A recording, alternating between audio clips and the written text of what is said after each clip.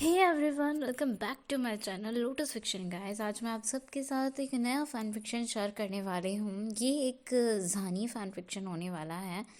मैं new year में कुछ नया ट्राई करना चाहती थी और लास्ट ईयर मैंने अपने गगा और एक दो फ्रेंड्स से ये कहा था कि मैं ज़ानी फ़ैन फिक्शन लाने का ट्राई करूँगी। लास्ट ईयर तो नहीं हो पाया, बट न्यू ईयर की स्टार्टिंग में इस नए फ़ैन फिक्शन से करना चाहती हूँ। आप लोगों को ये जैसा भी लगे प्लीज़ मुझे कमेंट करके बताइएगा, क्योंकि ये मेरा एक छोटा सा कोशिश है। तो चलिए स्टोरी को स्टार्ट करते हैं। स्टोरी में हमें दिखाया जाता है जान और यीबो दोनों पहले से ही मैरिड हैं। दोनों की अरेंज मैरिज हुई है बिजनेस डील के चलते, और उन्हें इस मैरिज के लिए फोर्स भी किया गया है, बट फिर भी दोनों अपने रिश्ते को निभाने की कोशिश कर रहे हैं। स्टोरी में हमें जान और यीबो को एक होटल से बाहर निकलते हुए दिखाया जाता है। शाम का समय था। दोनों बहुत ज़्यादा परेशान लग रहे थे। जान, जिसने ब्लू सूट पहना है, बहुत ज़्यादा गुस्से में था और उसने ईबो का हाथ पकड़ा हुआ था। ईबो, जिसने पिंक कलर का सूट वेयर किया हुआ था, उसकी आइज़ रेड थी क्योंकि वो काफ़ी देर से रो रहा था, शायद इसीलिए। जान ईबो को कार में बिठाता है और खुद भी कार में बैठ जाता है। अब दोनों ही कार में थे और जान कार चला रहा था, पर जान का सारा ध्यान ईबो पर था।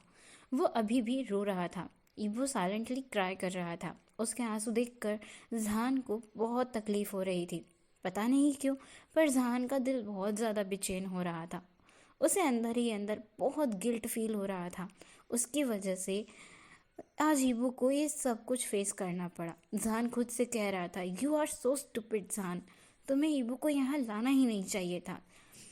जहान हिम्मत नहीं कर पा रहा था ईबो से कुछ पूछने की। जहान ईबो के आंसुओं को साफ करने लगता है और उससे बात करने लगता है। ईबो, आई एम सॉरी, ये मेरी मिस्टेक है।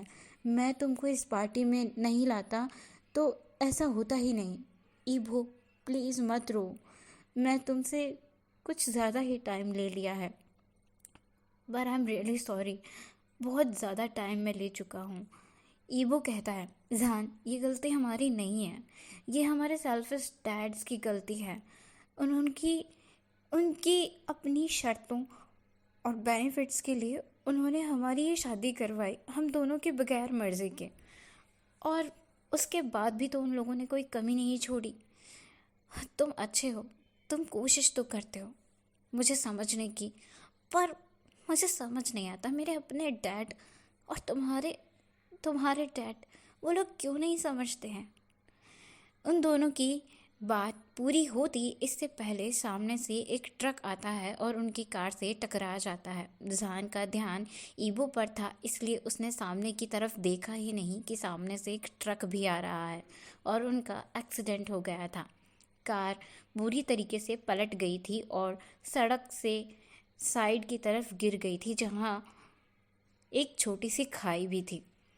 कार जंगल में गिरी थी, इसीलिए जान और ईवो दोनों एक सुनसान जगह पर थे। उनकी हेल्प करने वाला वहाँ पर कोई नहीं था। जान, जिसे थोड़ा बहुत होश था, वो जैसे तैसे कार से बाहर निकलता है।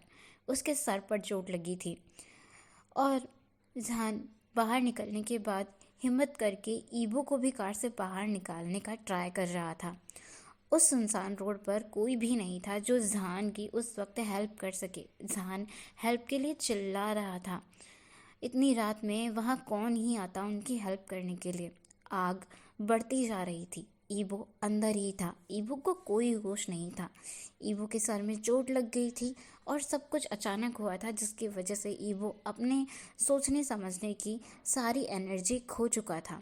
ईबो अभी भी फंसा हुआ था और जहान बुरी तरीके से अब रोने लगा था क्योंकि कार का डोर ओपन नहीं हो रहा था। जान बहुत ट्राई कर रहा था कार का डोर ओपन करने की और ईबो को बाहर निकालने की, पर कार का डोर जाम हो गया था।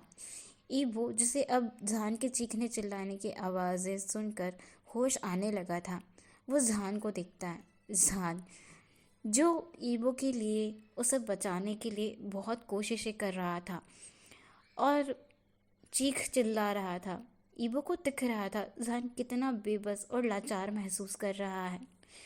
ईबो हल्का सा मुस्कुराता है और जान से कहता है, जान, हमारा साथ यहीं तक था, जहान कहता है कुछ नहीं होगा, मैं तुम्हें कुछ नहीं होने दूंगा ईबो, तो मुझे छोड़ के नहीं जाओगे। हम हम साथ में जिएंगे, साथ में मरेंगे, हमने वादा किया है, हमने शादी की है, कुछ नहीं होगा ईबो। जहान अपने फ़ोन को ढूंढने लगता है जो पास ही में गिरा हुआ था। जहान अपने फ़ोन से अपने भाई को कॉल करता है हेल्प के लिए। जियांगचंग पहले कॉल नहीं उठा रहा था। फिर जहान एक दो बार और ट्राई करता है। जब जियांगचंग कॉल उठा लेता है तो जहान उसे हेल्प के लिए कहता है। जहान उसे बता ही रहा था कि कैसे उनका एक्सीडेंट हुआ, तभी एक ज़ोरदार ब्लास्ट की आवाज़ आती है और जहान तुरंत से पीछे मुड़कर देखता है। कार में ब्लास्ट हो गया था और कार बहुत दूर जाकर खाई के पास गिरी थी। जहान ये देखकर पूरी तरीके से शॉक्ड हो गया था। उसके हाथ में जो फ़ोन था वो भी छूट गया था और जहान चिल्लाते हुए ईबो का नाम लेता है और दौड़कर उस तरफ जाने लगता है। पर जहान इतने ज़्यादा सदमे में आ चुका था कि वो जब तक कार के पास पहुंचा, कार पूरी तरीके से जल गई थी।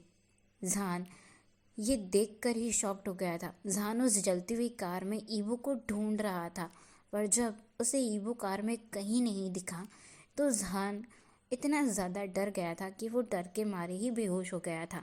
जहान को काफ़ी सारी चोटें भी लगी थी और उसका काफ़ी सारा ब्लड भी लॉस हो गया था क्योंकि एक्सीडेंट बहुत ज़्यादा बड़ा था।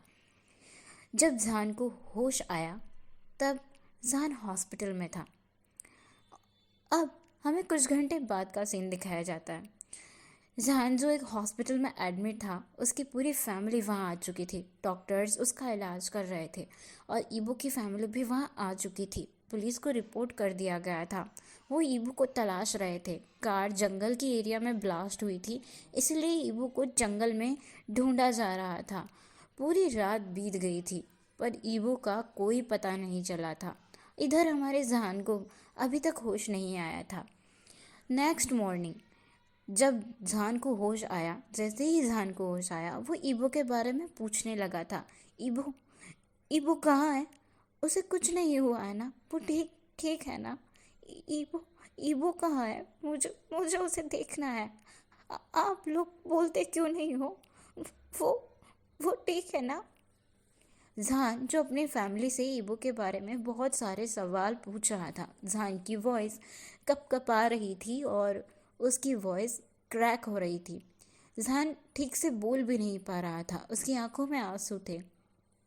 जहान बेड से उठने की कोशिश करता है पर वीक होने की वजह से वो उठ नहीं पाता। जहान की मॉम उसको संभाल रही थी और जहान का भाई जियांग चैंग उसको बताता है, जहान शांत हो जाओ और मेरी बात सुनो। ईबो मिल नहीं रहा है। लास्ट नाइट से ईबो मिसिंग है। तुम्हारा कॉल आने के बाद से ही पुलिस ईबो को पूरे फॉरेस्ट में सर्च कर रही है, लेकिन अभी तक ईबो नहीं मिला है और उसे ढूंढने का प्रोसेस अभी भी चल रहा है।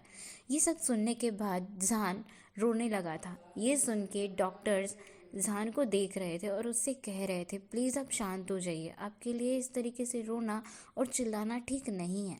पर जहान जैसे किसी की कोई बात सुन ही नहीं पा रहा था। वो तो अपने ही अनकॉन्शियस माइंड में चला गया था। उसके माइंड में बस ईबो ईबो ही चल रहा था। उस पार्टी का सीन और फिर जिस तरीके से एक्सीडेंट हुआ वो सीन, ईबो के लास्ट वर्ड्स, ये सब जहान के माइंड में एक फिल्म की तरह चल रहे थे और जहान अपने माइंड पर बहुत ज़्यादा प्रेशर डाल रहा था। जहान बहुत रो रहा था जिसकी वजह से अब जहान की तबीयत और बिगड़ गई थी और जहान एक बार फिर से बेहोश हो गया था। अब सीन शिफ्ट होता है इवनिंग के टाइम ईबो के घर में। उसके डैड परेशान थे। ईबो की मॉम वो बहुत रो रही थी और उनके सामने एक पुलिस ऑफिसर खड़ा हुआ था जिसने फटा हुआ ब्लड से कवर पिंक कलर का कोट ईबो के डैड मिस्टर वांग को दिया और कहा, मिस्टर वांग, जंगल में जो खाई है वहाँ एक पेड़ पर हमें ये फंसा हुआ मिला। ये ईबो का ही है मेरे हिसाब से। हम अभी भी ईबो को तलाश कर रहे हैं पर उसके मिलने का बिल्कुल भी चांस नहीं है। मिस्टर वांग, जिस तरह से कार खाई के पास मिला है और जिस हिसाब से ब्लास्ट हुआ है, ईबो के ज़िंदा बचने का कोई चांस नहीं है। और रहा सवाल उसकी बॉडी का भी, तो शायद उसे जंगली जानवर अब तक खा गए होंगे। जंगल काफ़ी बड़ा है, इसीलिए हम लोग अभी 2 दिन तक और उसे सर्च करेंगे, और अगर 2 दिन के बाद कोई प्रोग्रेस नहीं हुई तो हम केस को बंद करना होगा। I am really sorry. ईबो के डैड बहुत ज़्यादा परेशान और दुखी थे। ईबो की मॉम उस कोट को अपने हाथ में लेती हैं। वो पुलिस ऑफिसर वहाँ से चला गया था और मिस्टर वांग जो एकदम से अपने काउच पर बैठ गए थे, अपने सर पर हाथ रखकर। अपने बेटे को खोने का दुख तो उन्हें भी था। ईबो की मॉम मिस्टर वांग से कहती है, आज से आपके साथ मेरा कोई रिश्ता नहीं है। आपकी वजह से मैंने अपने बच्चे को खो दिया है। आपकी वजह से आज मेरा बच्चा मेरे पास नहीं है। उसने इस 1 साल में जो कुछ फेस किया है, जो कुछ भी उसके साथ हुआ है, आपकी वजह से ही हुआ है। आपकी वजह से उसने फेस किया है। आप एक डैड होने के लायक ही नहीं हैं। और वो मिस्टर वांग से कहती है, मैं आपको डाइवोर्स दे रही हूँ। आज के बाद आप कभी मेरे सामने मत आना, मैं आपको कभी माफ़ नहीं करूँगी। ये बोलकर वो वहाँ से मिस्टर वांग का घर छोड़कर चली जाती हैं। अब सीन कुछ दिनों बाद का दिखाया जाता है। हॉस्पिटल में जहान को डिस्चार्ज मिल गया था। जहान अब थोड़ा बहुत ठीक हो चुका था। वो चल फिर पा रहा था, अपना काम खुद से कर पा रहा था। इसीलिए जहान को डिस्चार्ज दे दिया गया था। जहान अपने घर आ चुका था। जहान को ईबो की डेथ की न्यूज़ हॉस्पिटल में ही मिल गई थी, जिसके बाद से जहान थोड़ा सा मेंटली डिस्टर्ब था। लेकिन उसका यह डिस्टर्बेंस मामूली नहीं था। जहान को एक तरह का डिसऑर्डर भी हो गया था, जिसकी वजह से जहान की मेंटल कंडीशन अब धीरे धीरे बिगड़ रही थी। जहान एक बड़े सदमे में था। जहान में कार को लेकर अब एक डर बैठ गया था। वो कार को चलाना तो दूर की बात है, हाथ तक नहीं लगा पाता था। जब भी वो कार को हाथ लगाने की कोशिश करता, उसे अपना और ईबो का हुआ वो एक्सीडेंट याद आ जाता था। ईबो के लास्ट टाइम देखा हुआ फेस और उसकी बातें जहान के माइंड में चलने लगती थी और जहान को इसकी वजह से बहुत हर्ट होने लगता था। ये सभी जहान को अकेले ही झेलना पड़ रहा था। जहान अपने घर पर कुछ दिनों रेस्ट करने के बाद धीरे धीरे अपनी लाइफ में फिर से रूटीन बनाने लगा था। ऑफिस जाना, अपनी फैमिली के बीच बैठना। लेकिन जहान में बहुत कुछ बदल गया था। हमेशा हंसने मुस्कुराने और सबका ख्याल रखने वाला जहान आजकल खुद का ख्याल भी नहीं रखता था, और हंसना मुस्कुराना, बातें करना, ये सब तो जैसे वो भूल ही गया था। जहान अब कार को छू भी नहीं पाता था, इसीलिए उसके लिए ड्राइवर लगा दिया गया था। जहान ने बीच में 1-2 बार कोशिश की थी खुद से कार चलाने की, पर जहान जैसे ही कार में बैठता उसकी पूरी बॉडी वाइब्रेट करने लगती और उसे पैनिक अटैक्स आने लगते। इसीलिए जहान ने अपने लिए एक ड्राइवर रख लिया था। अब बहुत ज़्यादा ही जहान उदास रहता था। ईबो की डेथ का जिम्मेदार अब जहान खुद को मानता था, क्योंकि जहान सोचता था वो ईबो को पार्टी में ना ले जाता तो ऐसा ना होता। जहान अपने और ईबो के बारे में ही सोचा करता था जब भी वो फ्री होता था। अब हमें एक फ्लैशबैक दिखाया जाता है। जहान और ईबो दोनों के ही डैड्स काफ़ी अच्छे बिजनेस पार्टनर्स थे, और उन्होंने अपने बिजनेस के चलते ही अपने दोनों बेटों की शादी उनकी मर्ज़ी के अगेंस्ट फिक्स कर दी थी। दोनों ही अपनी अपनी कंपनीज को रन करने वाले थे। ईबो और जहान दोनों शादी नहीं करना चाहते थे, फिर भी उनकी शादी के लिए उन्हें फोर्स किया गया। उनके डैड्स ने कोई कसर नहीं छोड़ी उन दोनों को फोर्स करने के लिए। उनकी मॉम्स, ईबो और जहान की मॉम दोनों ही नहीं चाहती थी दोनों बच्चे ज़बरदस्ती के रिश्ते में बंधे, लेकिन उनके डैड वो मानने को तैयार ही नहीं थे। जहान और ईबो की मॉम देख पा रही थी कि दोनों बच्चे शादी की इस न्यूज़ से कितने ज़्यादा डिस्टर्ब्ड हैं। ईबो की मॉम ईबो को समझा रही थी, शादी एक ऐसा रिश्ता है जिसमें 2 लोगों को साथ रहना पड़ता है और एक दूसरे को समझना पड़ता है। सेम चीज़ें जहान की मदर भी जहान को समझा रही थी। ईबो और जहान बस यही सोच रहे थे कि वो एक दूसरे के साथ इस रिलेशन को आगे बढ़ाने के लिए टाइम लेंगे, जब तक वो एक दूसरे को अच्छे से नहीं जान जाते। और इसके लिए वो दोनों पूरी कोशिश भी करेंगे, क्योंकि उनके पास कोई ऑप्शन ही नहीं था। वो शादी से मना नहीं कर सकते थे। ईबो और जहान की शादी भी हो गई थी। जहान और ईबो जब शादी के बाद एक साथ थे तो धीरे धीरे दोनों ने एक दूसरे को जानना शुरू किया था। वो दोनों ही एक दूसरे के अच्छे दोस्त बन गए थे। जहान और ईबो दोनों को एक दूसरे की कंपनी अच्छी भी लगती थी। दोनों इस रिश्ते को निभाने के लिए टाइम दे रहे थे, एक दूसरे को जान पहचान रहे थे। जहान को ईबो का नेचर अच्छा लगता था और ईबो को भी जहान का बिहेवियर अच्छा लगता था। दोनों एक दूसरे की बातों की रिस्पेक्ट करते थे और एक दूसरे के बीच में अच्छी अंडरस्टैंडिंग रखते थे। जहान और उसके डैड्स उनको अभी भी फोर्स करते रहते थे। उन्हें एक साथ टाइम तक नहीं मिलता था। दोनों की मॉम बिल्कुल भी अपने अपने हस्बैंड से खुश नहीं थी। उन्हें अपने हस्बैंड की इन हरकतों पर बहुत ज़्यादा गुस्सा आ रहा था। वो अपने बच्चों को रोज़ परेशान होता देखती थी। अब ऐसे ही जहान और ईबो की शादी को कम से कम 1 साल बीत गया था। दोनों अपनी फीलिंग्स एक दूसरे को कभी बता ही नहीं पाते थे। दोनों एक दूसरे के लिए फीलिंग्स रखने लगे थे, पर उन्हें कभी कन्फेस करने का वक्त ही नहीं मिलता था, क्योंकि दोनों ही अपने अपने ऑफिस वर्क में अपने बिजनेस को लेकर बहुत बिजी रहते थे। यहाँ पर बहुत मुश्किल से ही ईबो और जहान एक दूसरे को टाइम दे पाते थे। पर ईबो को अक्सर उसके डैड से बातें सुननी पड़ती थी, ऐसी बातें जो उसके डैड उसे दूसरे लोगों के सामने भी कह जाते थे, यहाँ तक कि उसकी मैरिड लाइफ को लेकर भी, जिस वजह से ईबो के माइंड पर बहुत ज़्यादा असर पड़ रहा था। ईबो कुछ नहीं कर पाता था और वहीं जहान वो अपने डैड को अच्छा खासा जवाब दे जाता था, क्योंकि जहान का गुस्सा बहुत ज़्यादा बुरा था। आज जहान और ईबो दोनों डेट पर जाने वाले थे। जहान ने आज प्लान किया था, वो ईबो को अपनी फीलिंग्स कन्फेस करने वाला था।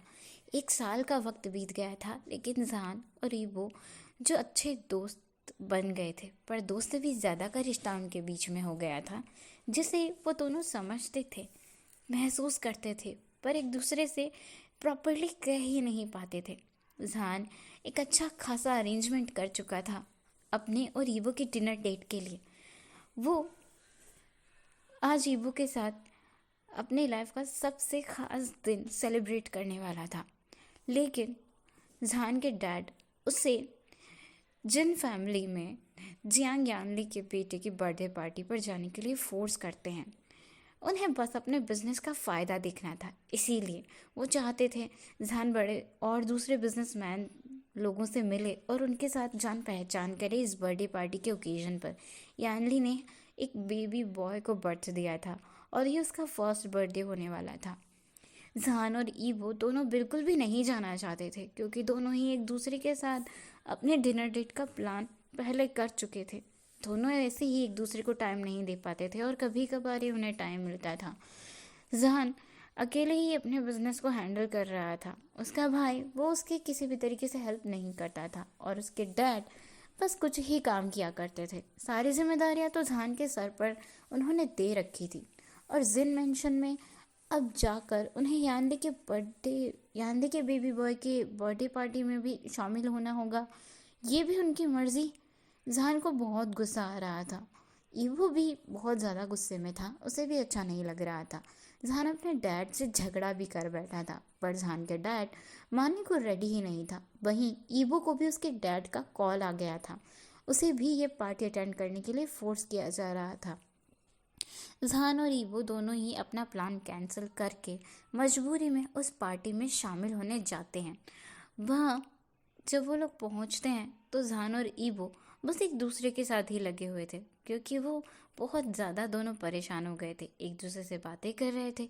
वहीं ईवो और जहान के डैड उन्हें एक साथ देखकर गुस्सा कर रहे थे। वो चाहते थे कि उनके बेटे एक दूसरे को छोड़कर, अपनी लाइफ को छोड़कर, यहाँ जितने बिजनेसमैन हैं उन सब से मिले, उनके साथ बातें करें, नए नए बिजनेस डील्स क्रैक करें।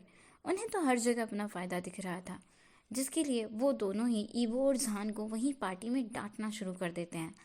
उनके बेटे सक्सेसफुल बिजनेसमैन थे, सबसे बड़ी कंपनीज के ऑनर थे, फिर भी उन्हें इस तरीके से भरी पार्टी में डांटना उनकी मॉम को भी सही नहीं लग रहा था। जहान ईवो की तरफ देखता है, जो अब रोने लगा था, क्योंकि उसे उसके डैड ही नहीं बल्कि जहान के डैड भी डांट रहे थे।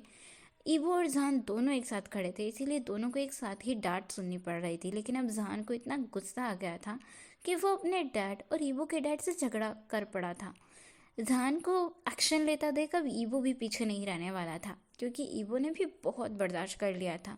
उनकी शादी कोई मजाक नहीं था, जिसे इस तरीके से एक बिजनेस डील के लिए किया गया और उन्हें इस तरीके से ट्रीट किया जाता है मानो वो उनके बच्चे नहीं बल्कि कोई मशीन है। जहान और ईबो का गुस्सा उस पार्टी में अपने डैड, दोनों ही डैड के ऊपर निकल गया था। पूरी पार्टी में जहान और ईबो ने इतना बड़ा तमाशा किया था कि उनके डैड्स की इज्जत का तो वहीं जनाजा उठ गया था। जहान अब उस पार्टी में एक मिनट के लिए भी नहीं रुकना चाहता था, इसीलिए वो ईबो का हाथ पकड़कर गुस्से में उस पार्टी से निकल आया था।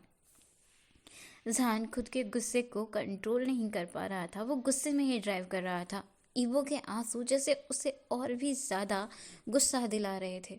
उसे ईबो की आंखों में आंसू देखना बिल्कुल भी अच्छा नहीं लग रहा था। अभी ईबो और जहान का कार से एक्सीडेंट हो गया था। जहान उस फ्लैशबैक से बाहर तब आता है जब उसके रूम पे किसी का नॉक होता है।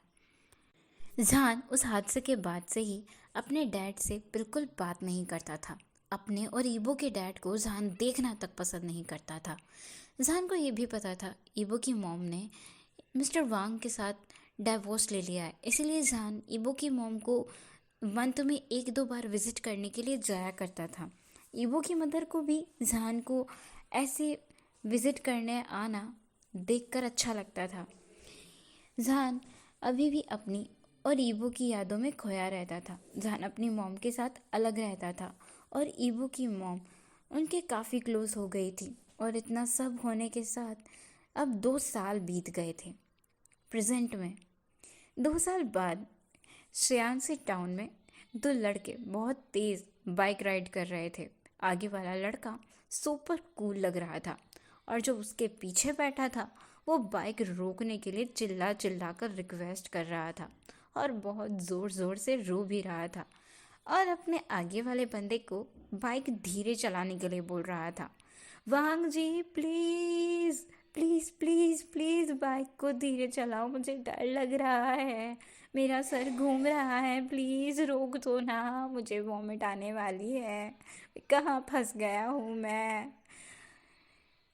वांग जी जब ये सुनता है तो वो पीछे पलट कर देखता है। निया हॉयसांग जिसकी हालत बहुत बुरी हो गई थी वो सच में वांग जी पीछे पलट कर देखता है तो ये निया हॉयसांग उसे बहुत बुरी तरीके से घूरते हुए कह रहा था, वांग जी के बच्चे बाइक को रोको वरना मैं तुम्हारे ऊपर ही वॉमिट कर दूंगा, मुझे बहुत बुरी तरीके से वॉमिट आई है। निया हॉयसांग की हालत पूरी तरह ख़राब हो गई थी तो वांग जी अपनी बाइक रोक देता है। अब तक तो दोनों अपने घर के सामने पहुंच गए थे। निया हॉयसांग जल्दीबाजी में बाइक से उतरता है और उतरने के चक्कर में वो बाइक से गिर ही जाता है। वांग जी उसे देखकर हंसने लगता है और हॉयसांग वो वहीं बैठकर वॉमिट करने लगता है और अपना सर पकड़ के दबाने लगता है। हॉयसांग को तो चक्कर आ रहे थे। वांग जी इतना ज़ोर से हंस रहा था कि उसकी हंसी सुनकर उसका भाई लैन चचान वो जिंगशी से बाहर आ गए थे। उनके घर से शचान आकर देखते हैं कि वांग जी बहुत ज़ोर ज़ोर से हंस रहा है और निया हॉयसांग जो वॉमिट कर रहा है। तो शचान उनको पूछ लेते हैं, वांग जी क्या हुआ है। वांग जी हंसते हुए ही कहता है, हाँ हाँ बताओ क्या हुआ है। हॉयसांग कि तुम प्रेग्नेंट हो। नहीं तुम प्रेग्नेंट तो नहीं हो गई ना। हॉयसांग वो वांग जी की तरफ घूर कर देखता है और उठकर वांग जी को मारता है और शचैन से कहता है, गगा आपका ये भाई ये बहुत बुरा है, इसने फिर से बाइक को बहुत स्पीड में चलाया, मुझे वॉमिट हो रही है, मेरा सर घूम रहा है। शचैन वांग जी को हंसते हुए देखकर उसे डांटने का नाटक करते हैं पर उनकी भी हंसी रुक नहीं रही थी, वो भी हॉयसांग पर हंस रहे थे। हॉयसांग अब मुंह बनाते हैं और लैन शचैन से कहता है, अब दोनों से नाराज़ हो जाता हूँ मैं, तभी आप मानोगे। तभी मैंग्याओ आता है जो शचैन का हस्बैंड था और वांग जी का कान खींचता है और उसे डांटने लगता है, वांग जी ऐसा क्यों करते हो तुम जानते हो ना उसको डर लगता है बचपन से, फिर भी तुम उसके साथ ऐसे करते हो। देखो तुमने उसे कितना परेशान कर दिया है, उसकी हालत तो देखो क्या हालत कर दी है तुमने। वांग जी कहता है, गगा छोड़ दो, दर्द हो रहा है, पहले इससे पूछो इसने क्या किया है। वांग जी अपने दांत पीसते हुए कह रहा था, मेरे साथ। फिर मैंग्याओ अपना हाथ हटाते हुए कहता है, क्या किया है तुमने हॉय सांग? वांग जी कहता है, हाँ, इससे पूछो इसने मेरे साथ क्या किया। इसने एक लड़की को बोला, मुझे उसके कार में बिठाया और फिर उससे कहा कार बहुत तेज़ चलाकर गोल गोल चक्कर काटने के लिए, जिसकी वजह से मुझे कितना डर लगा और मुझे भी तो ऐसे ही वॉमिट हुई थी। सुबह मेरी हालत बहुत ख़राब हो गई थी, मैं अपने 2 लेक्चर मिस कर दिया।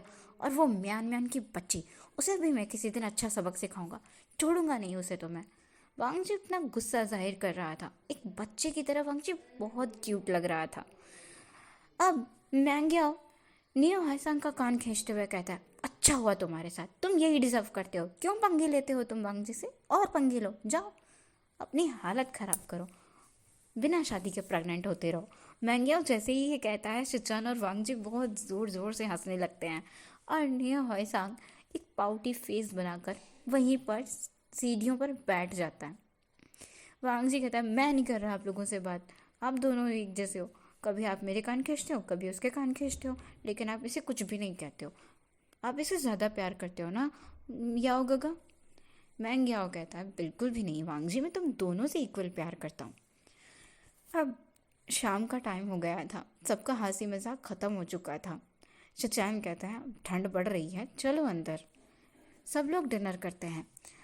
हॉय सांग और वांगजी दोनों ही अब रूम में चले जाते हैं, अपने अपने क्लोथ्स चेंज करते हैं और फिर सभी लोग एक साथ डिनर करने के लिए बैठते हैं।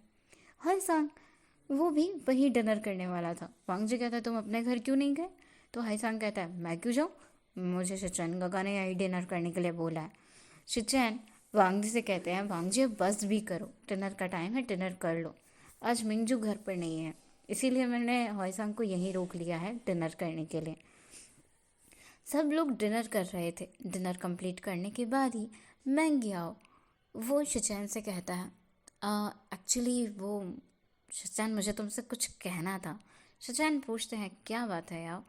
तो मैंग्याओ कहता है, वो एक्चुअली तुम्हें पता है ना, वो डैड के रहते तो मैं कभी भी जा नहीं पाया, बट डैड अब वो जिशुन चाहता है कि मैं उसके बेटे के बर्थडे की पार्टी में जाऊं और वो चाहता है कि तुम सब लोग भी मेरे साथ चलो। उसने पर्सनली मुझे इनविटेशन दिया है, जब तुम घर पर नहीं थे तो वो यहाँ पर कार्ड देने के लिए भी आया था खुद से। उसके वाइफ यान ली वो भी आई थी। मैं सच में जाना चाहता हूँ, वो मुझे सच में अपने भाई की तरह ही ट्रीट करता है।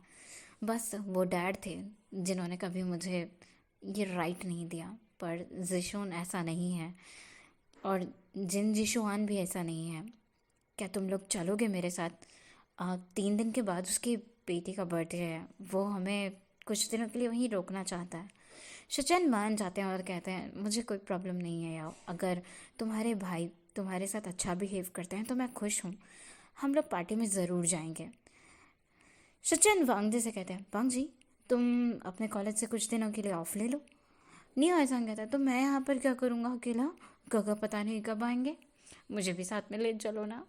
तो शिचैन कहता है, ठीक है, मैं मिंगजू से बात कर लूँगा, तुम भी अपनी पैकिंग करो। सब लोग डिनर कंप्लीट करने के बाद अपनी अपनी पैकिंग करने के लिए चले गए थे। हे गाइस, आज के लिए बस इतना ही, हम मिलेंगे नेक्स्ट पार्ट में। तब तक के लिए आपको वीडियो कैसा लगा प्लीज़ कमेंट करके ज़रूर बताना। Thank you for watching, bye bye.